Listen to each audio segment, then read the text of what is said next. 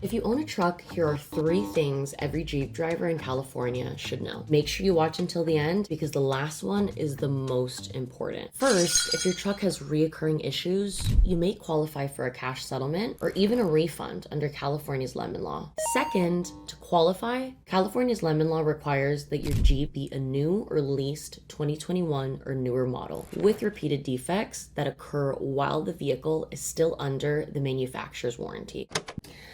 Not necessarily repeated defects. Let's say you took it in twice for the same issues or even 3 times for different issues. As long as it's under the manufacturer warranty, we're good to go. Let's get back to it. Third and most important, time is critical. The longer you wait, the more difficult it becomes to protect your rights. California's lemon law has strict deadlines, and if you miss them, you may lose your ability to seek compensation. If you own a 2021 or newer truck, use the link in our bio today to find out if you qualify for compensation.